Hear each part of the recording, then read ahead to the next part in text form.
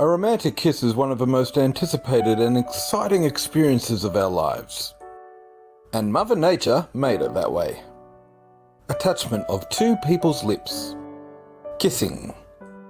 The average person will spend about 20,160 minutes of their life kissing. Today, kissing represents peace, respect, passion, and love. But why do we kiss? Well, let's begin with what we do know. Kissing feels good, and it's good for you. According to scientists, there's actually many good reasons, and they start with the eyes. And those eyes are looking at lips. Human lips are unique in the animal kingdom. They are inverted or exposed outwards. Today, 8 out of 10 women paint their lips, often some shade of red. And men, well, they say they're more attracted to fuller, redder lips. Our primate relatives are attracted to rosier colours too, just in a different place. As our ancient ancestors evolved to walk upright, we began to advertise our fertility face to face. As you kiss, you start to engage 5 of your 12 cranial nerves, and more than a dozen facial muscles. Now, one of those, your orbicularis oris, allows you to make this puckering shape. The same shape as a nursing baby. And that's our first clue to the origins of kisses. Breastfeeding is an incredibly neurologically pleasurable experience. It releases waves of the hormone oxytocin, which promotes bonding and comfort in mother and child. This bond is so strong that there's a 2/3 chance that when you kiss, you tilt your head to the right. This might be because 80% of mothers hold their babies to the left. So we're used to turning our heads to the right for comfort while we're kissing. A passionate kiss burns about 1 in 3 calories per minute and releases epinephrine and norepinephrine into the blood, making your heart pump faster. But these positive effects didn't become widespread by accident. So, why did kissing become so common? Evolutionary psychologists have argued that what we know as kissing today may have actually come from kiss feeding. The exchange of pre-chewed food from one parent to their offspring. Mother and father birds are famous for doing this, and many primates are frequently seen doing this as well. Not that long ago, it wasn't all that uncommon for human mothers to feed their children this way.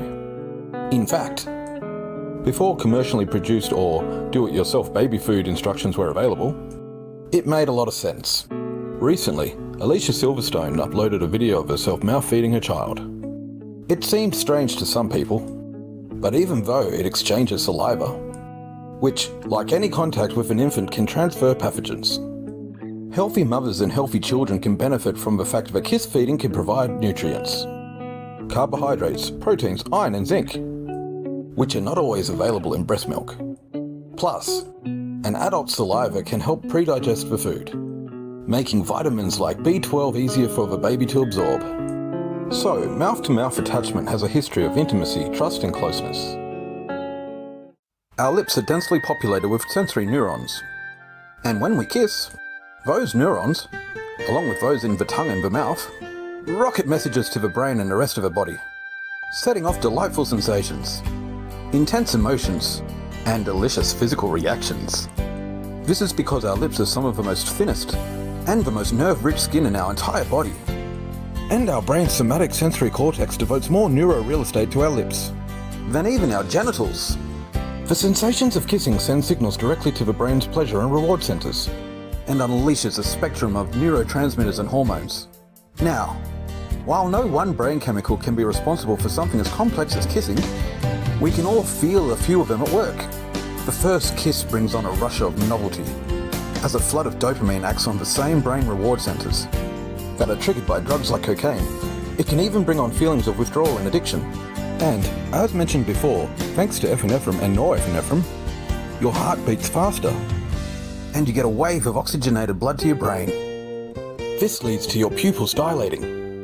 And maybe that's why we close our eyes when we kiss.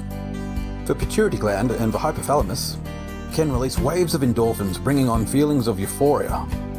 Despite all that action on a microsecond scale, it can feel like time is standing still. Now, as the minutes of kissing turns into days and weeks, the body produces less of the stress hormone cortisol. So, it seems like kissing can actually be good for your long-term health. In many surveys, women consistently rate kissing as more important in relationships than men do. Now, maybe that's because they actually have to physically carry the children, so they're a little more biologically invested, along with all those things that come after kissing. As important as kissing is to sex, the two can be, and often are, completely separated. Not only do people often view kissing as more intimate than the act of sex itself, researchers say that people can usually remember more about their first kiss than they can about their first time going all the way. Clearly, people take kissing very seriously. Yet, even though kissing in an evolutionary sense isn't required to reproduce, more than 90% of human cultures do it in some way. We call it locking lips, making out, playing tonsil hockey, snogging, puckering, even osculation. They have so many words for kissing because kissing can be so many things. Kissing has evolved from its biological origins into a complex, diverse human behaviour. It often doesn't mean the same thing to any two people, even when those two people are kissing each other. Most research on kissing is centred around heterosexual cisgendered couples. In some cultures, kissing is such an important aspect of courtship that it can even determine whether or not two lovers will stay together. A survey conducted by evolutionary psychologist Gordon G. Gallup Jr. and his colleagues found that 59% of men and 66% of women admitted that there had been times when they were attracted to someone only to find that their interest evaporated after their first kiss. The failed first kiss ended the relationship then and there. A kiss of death for that couple. Now, should we ask permission to kiss someone?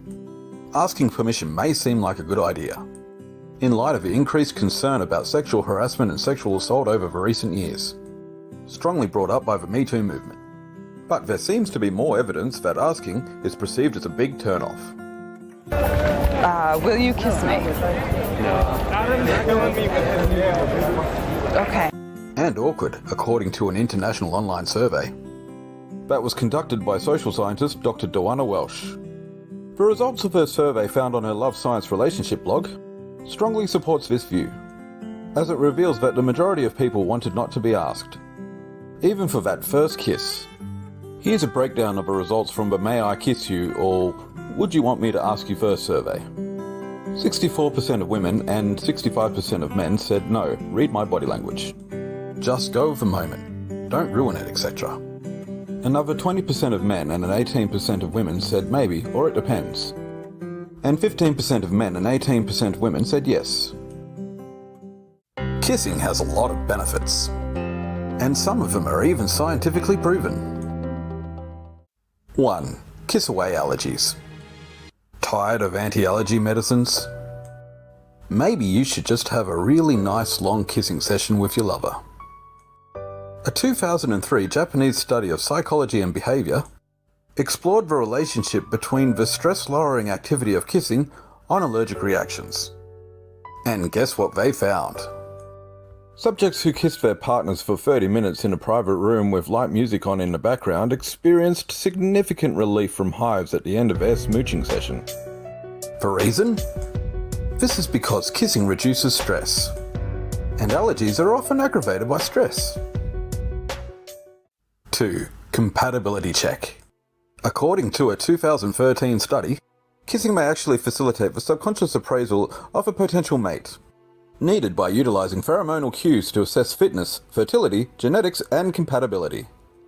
And many women have admitted to have known the future of their relationship right after the first kiss.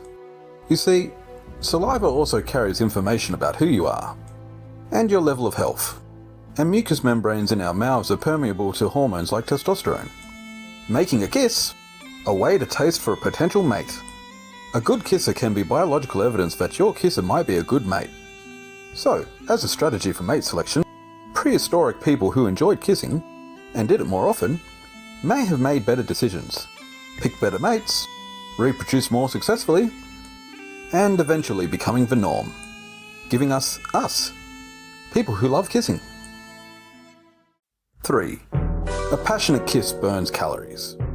While a normal person burns about 1 calorie in a minute while at rest, Kissing helps you burn 2 to 3 calories a minute. This is far from what you'll manage to lose by running a mile. Pumping up your metabolism to about twice its usual rate with something as pleasurable as kissing is certainly welcomed, right? So, the next time you're lounging around on the couch with your lover, just engage in a calorie-burning kissing session. 4. The dance of happy hormones. Of course, kissing feels good. This is because, like I mentioned before in this video, kissing triggers your brain to release a cocktail of feel-good chemicals, such as oxytocin, serotonin, and dopamine. These chemicals ignite the pleasure centers in your brain and make you feel really good. Kissing also lowers cholesterol and the stress hormone known as cortisol. Do you ever feel extreme exhaustion at the end of the day? That's your body's response to stress, and you can blame it on cortisol. But a good kiss knows its way around cortisol and attempts to reduce it. I'm not bluffing. A study proved that affectionate behaviour, including cuddles and kisses, could lower stress and cholesterol. After 6 weeks of testing, people showed dramatic improvements in their perceived stress levels, along with relationship satisfaction and total serum cholesterol. This is because they were kissing their partners more often. If just kissing can wave magic on your stress and cholesterol levels, you've got more than enough reason to indulge in it. 5. Increased alertness. Yes, it's true. For most of us, we tend to lose ourselves in a really good kiss. And the more you get engrossed, the faster your alertness flies to the wind. However, your body doesn't travel this path. Kissing stimulates the release of adrenaline and noradrenaline. And these two bad boys will surely make you feel excited by increasing your heart rate. But they will also make you more alert. That's because your body prepares for action of another kind, if you know what I mean. 6. Bonding over a kiss. Of course you know that kissing helps you bond with your loved ones. That's why passionate lovemaking begins with a lot of kisses. The hero of this kissing-induced bonding is the chemical oxytocin. Oxytocin is linked to bonding, and that's released in abundance when you kiss, which ultimately leads to affection and attachment. 7. Kissing is good for your heart. I'm not talking about the beats your love-filled heart skips when you're kissing your lover, though that's also worth mentioning. This is about the health aspects of the meeting of lips. Now you might be surprised to know that kissing increases your heart rate in a way that dilates your blood vessels. And when your blood vessels dilate, the blood flow increases and causes a decrease in blood pressure. And that's why kissing is good for your heart, both literally and metaphorically. 8. Goodbye to period pain. Hey ladies, have you ever been told that period sex helps relieve cramps? Well, it's actually having an orgasm that'll do the trick. And while a lot of women look forward to melting into the arms of their lovers during those tough days, the idea of period sex grosses out some of them. But guess what? In some cases, you don't necessarily need to go all the way to get rid of those painful cramps if it makes you feel uncomfortable. Although it's not as effective as having an orgasm, just kissing your partner can do the trick. Don't believe me? Like I said, kissing dilates your blood vessels and increases the blood flow, and this can play its part in relieving those painful cramps. 9. Heightened immunity. You swap saliva with your partner when you kiss each other, and it is precisely this exposure to new germs that strengthens your immune system. A 2014 study found that couples that kissed frequently share the same microbiota in their saliva and on their tongues. This ultimately leads to couples strengthening their immune systems. 10. Kissing may increase a woman's sex drive. Higher levels of testosterone in a woman is linked to a woman's increased libido. And there's evidence that a man's saliva has testosterone in it. There's growing speculation that through wetter kisses, men are unconsciously trying to transfer testosterone to trigger the sex drive in women. With this in mind, perhaps some women will be more open to those passionate wet kisses too. To summarise, there are many fantastic benefits that kissing has to offer. And much of the communication between two people who are thinking about kissing each other is unspoken and instinctual. Now, even though you may be excited and nervous about kissing someone for the first time, don't rush the moment. Getting in sync with another person will make you not only a better kisser, but probably a better lover too. If your first kiss is good enough, that is. Hey guys, it's Brendan Lee here. Thanks for watching. Please comment, share with your friends, like and subscribe. It really helps us when you do that. On behalf of Sensual Living, we hope you enjoyed watching this video. We're here to serve you. So, if you have any ideas of what topics you'd like us to cover on our channel, please feel free to let us know. And remember to keep an eye out for our latest videos about sex, love and so much more. Again, thanks for watching and don't forget to check out our website. The link is in the description below.